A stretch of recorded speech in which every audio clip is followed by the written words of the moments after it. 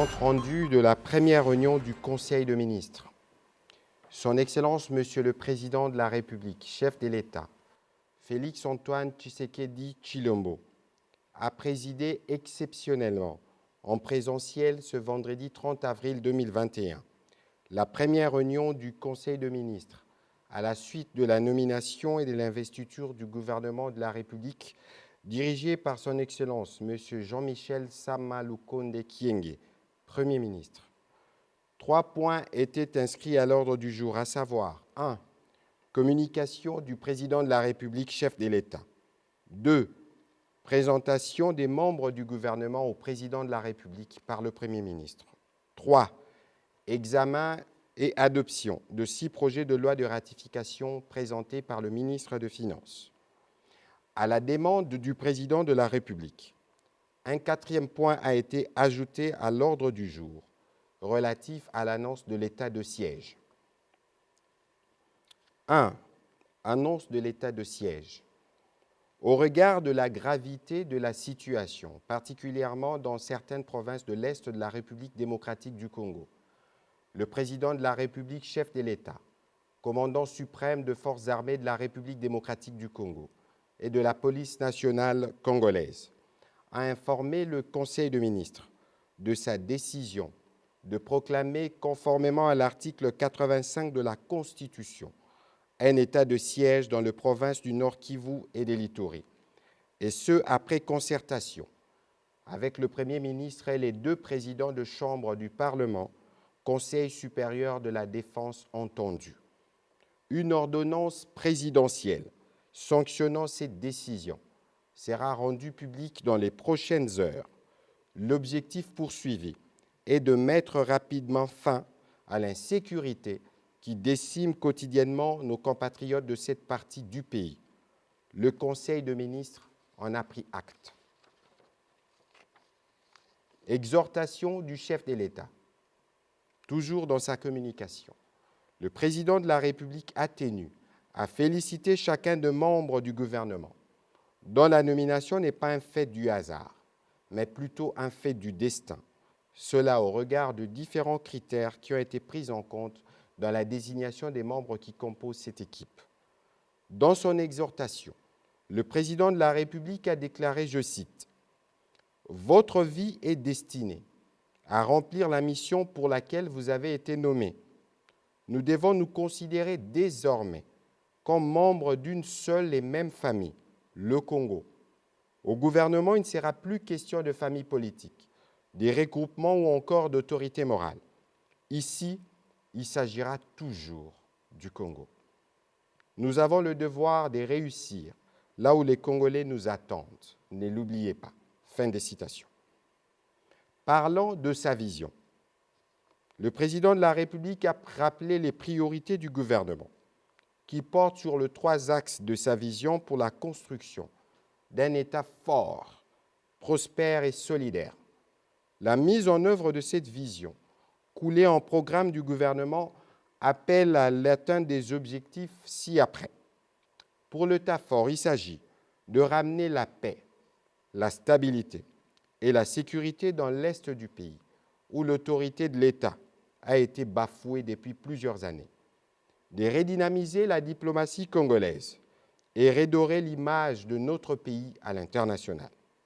Aussi, un État fort ne peut être bâti sans une justice juste et forte, sans une lutte efficace contre la corruption, l'impunité et les antivaleurs. Le gouvernement a aussi le devoir de protéger et de promouvoir les respects de droits humains. Pour un État prospère, il s'agit d'assainir la gouvernance dans la gestion de ressources naturelles, des entreprises du portefeuille et des finances publiques, d'améliorer les climats des affaires, de promouvoir l'entrepreneuriat ainsi que la classe moyenne et enfin, de diversifier l'économie en vue de créer les conditions d'une croissance inclusive. La modernisation des infrastructures de base, les développements de nouvelles technologies de l'information et de la communication, ainsi que la lutte contre le changement climatique et les dividendes qui en découlent font aussi partie de priorités.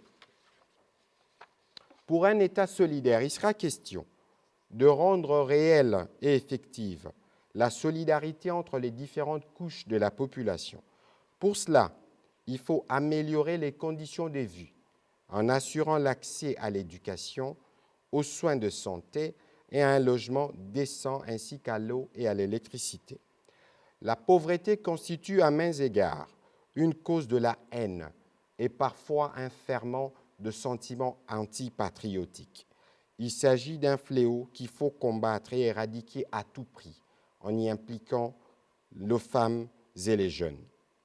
La culture, les sports, les arts et les loisirs sont à promouvoir parce qu'ils constituent des vecteurs d'encadrement de nos jeunes et des rayonnements de notre pays.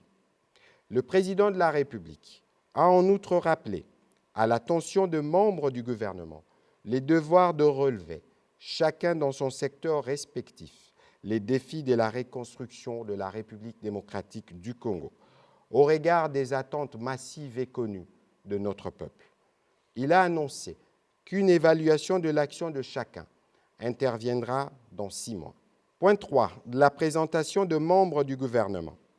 Dans son mot introductif, le Premier ministre Jean-Michel Sama Lukonde Kyenge a remercié le président de la République pour sa nomination et la confiance qu'il a bien voulu placer en lui. Il a par la suite demandé à chacun des membres de son équipe, suivant l'ordre des préséances, de se présenter devant le président de la République. Reprenant la parole après cet exercice, le Premier ministre a rappelé l'obligation faite au ministre de travailler avec dévouement et toujours avec un sens élevé de patriotisme. Au sujet de l'examen et de l'adoption de textes, 6 projets de loi de ratification à soumettre en urgence au Parlement ont été approuvés par le Conseil des ministres. Il s'agit 1. Du projet de soutien au secteur agricole du Nord Kivu, signé le 23 juillet 2020, accord entre la RDC et l'OFID pour un montant de 15 millions de dollars. Du programme d'appui au développement rural inclusif et résilient, signé le 28 mai 2020 entre la RDC et les FIDA pour un montant de 26 640 000 dollars américains. De l'opération de réponse urgente pour affronter la pandémie COVID-19, accord signé entre la RDC et la Banque arabe pour le développement économique en Afrique BADEA en date du 20 décembre 2020 pour un montant de 10 millions de dollars. Du projet d'aménagement des accès routiers au pont route rail sur le fleuve Congo, accord de prêt signé en date du 19 juin 2020 entre la République démocratique du Congo et la Banque africaine de développement pour un montant de 20,3 millions d'unités de crédit. Du projet d'approvisionnement en eau à l'ozone, accord de prêt signé entre la République démocratique du Congo et les fonds de l'OPEP au FID en date du 23 juillet 2020 pour un montant de 30 millions de dollars. Enfin, du programme d'appui budgétaire en réponse à la crise COVID-19, en sigle PRBC, accord de prêt numéro 21 00 15 00 42 445 du 7 octobre 2020, conclu entre la République démocratique du Congo et les fonds africains de développement pour un montant total de 43,62 millions de dollars. Le ministre des Finances a sollicité l'adoption des projets de loi susmentionnés pour qu'ils soient rapidement transmis au Parlement pour leur adoption durant cette session. Après examen et délibération, le Conseil des ministres les a tous adoptés. Dans sa conclusion, le président de la République a rappelé que cette réunion de prise de contact tenue en présentiel était une exception en cette période de pandémie à coronavirus. Il a en outre insisté sur le respect de gestes barrières. Il a à la même occasion, pour terminer, annoncé la tenue hebdomadaire du Conseil des ministres. Commencé à 12h15, le Conseil des ministres a pris fin à 13h30. Je vous remercie.